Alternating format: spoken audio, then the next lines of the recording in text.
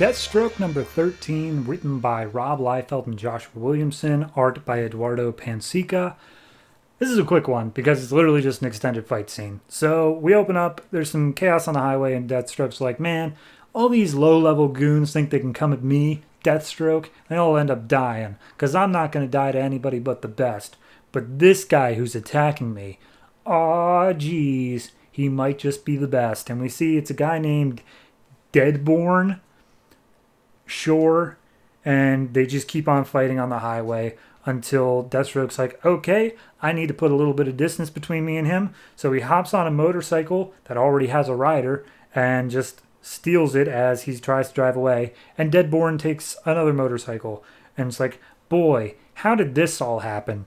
Flash back to, I guess, 10 minutes earlier, probably. And Deathstroke is lying in bed with Zealot from last issue, or I should say 2 issues ago, where they boned. That's it. There's no easy way to say that. And he's like, man, never thought Deathstroke would be cuddling. That feels weird, and I won't be doing it anymore. And as he looks out his window, a ballistic missile is incoming, and it seemingly blows up his bedroom.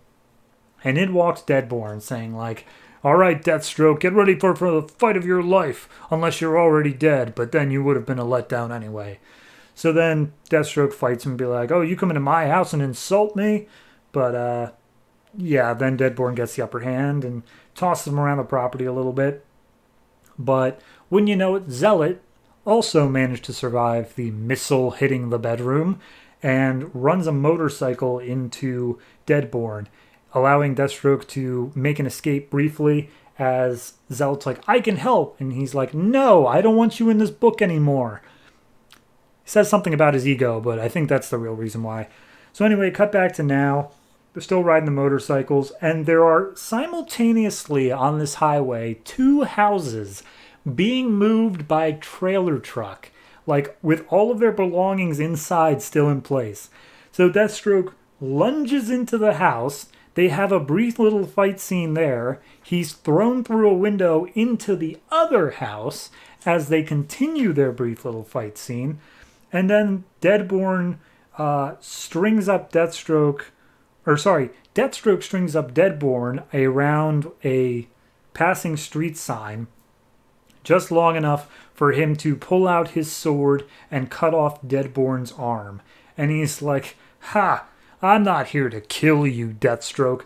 I'm just here to see what your weaknesses are. And now I've got a good idea. So next time, I'll really be trying.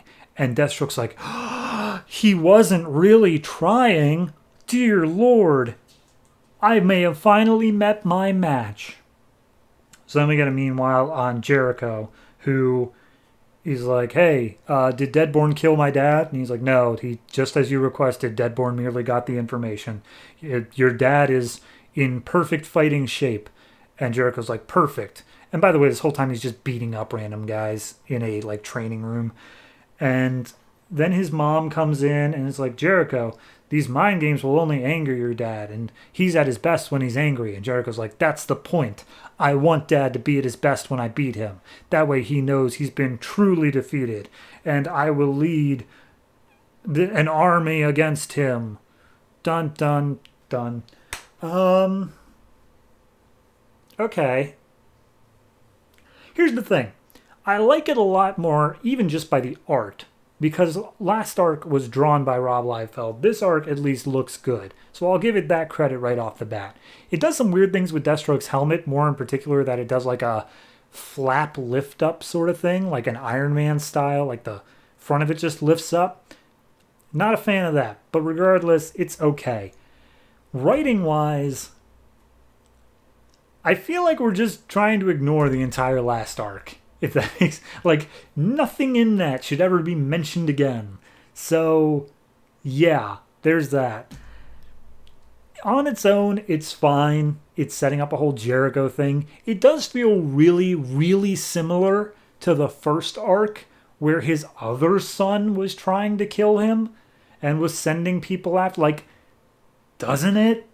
So, I don't know. I'm a little bit it just seems like we're rehashing the same thing again. Hopefully we get something new. And it does say next issue we are tying into Hawkman Wanted. So there's that, I guess. But I don't know. It's just a little bit okay, I guess. It's not great. It's not blowing me away. It's the start of something. I do feel that Deathstroke's like, oh my god, this guy's not even trying and he's this good? Like, dude, he could have just been saying that. You cut off his arm. Clearly he was putting in some effort here.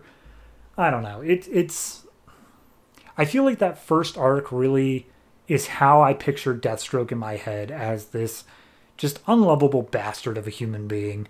And every arc after that's like, no, but like he's someone that you should care about. And it's like, that's not the point.